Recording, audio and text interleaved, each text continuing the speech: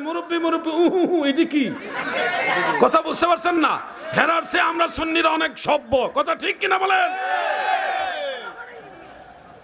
প্রিয় ভাই আমার, বন্ধুরা আমার, বেজার হইতেছেন নাকি আপনারা? আমি হক কথা বলি, আপনি বেজার হইলে হইতে পারেন, খুশি হইলে হইতে পারেন, কথা এটাই ঠিক। আমাদের সুন্নিদের হুদাহুদি দুষ ধরে।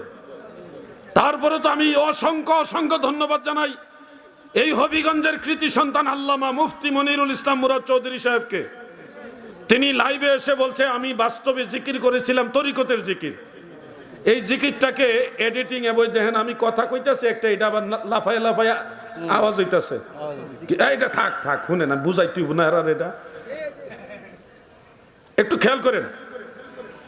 ওইসিনি দুই তিনবার আওয়াজ হইছিনি, আবার আবার খেয়াল করেন, খেয়াল করেন।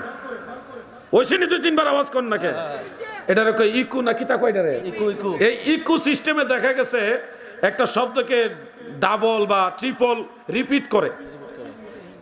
এই রিপিট আওয়াজে অনেক সময় মূল শব্দটা একটু বিকৃত আওয়াজের মতো রেকর্ড হয়। রেকর্ডের ক্ষেত্রে গিয়ে অনেক সময় একটু বিকৃত আওয়াজ হয়ে যায়। তো মুরাদ ভাই তিনি বললেন যে আমি তো তরিকতের জিকির করছি, আমি তো হিমতে হিমতে করি নাই।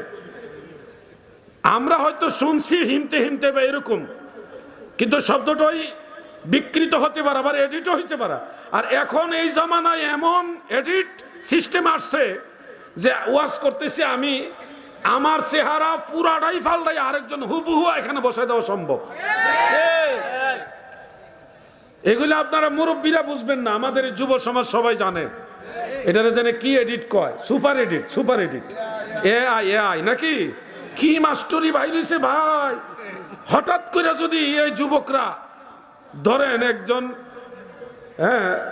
কি বলে তাস খেলতেছে, এটা ভিডিও করে আইন না, ওই তাস খেলার যে লোকে সেই জায়গা আমনের ছবি লাগাই দিয়া তাস খেলার ঢুকে দিতে পারবো। আমনে দেখলে কবেন এই আমি তাস খেলছি না, এটা কেমন হইল? আপনি বিশ্বাসও করতে পারবেন না যে আপনি ওইটা আপনি না। এমন ডেঞ্জারাস এক যুগ আইছে ভাই। মাঝে মধ্যে যুবকরা হারারা দেখাইও, এরকম কইরা দেখাইও, তাহলে তারা বুঝবো জিনিসটা কি ভয়ঙ্কর যুগ আইছে। এক ছেলে এক মেয়ে হাত ধরে ঘুরছে, ওইখানে ওই ছেলেটারে ফালটায় আরেক ছেলে লাগাই দিয়ে কয়ে দেখেন আপনার ছেলে কি করতেছে।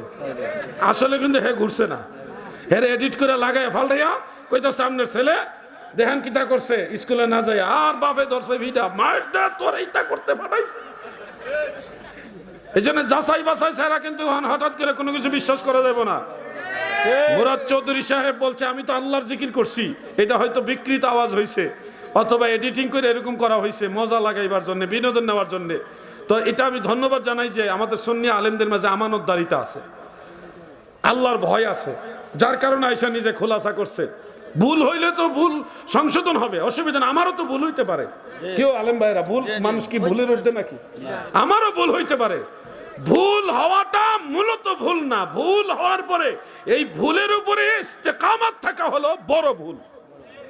ভুলটা সংশোধন করে নেওয়া হলো মুমিনের কাজ।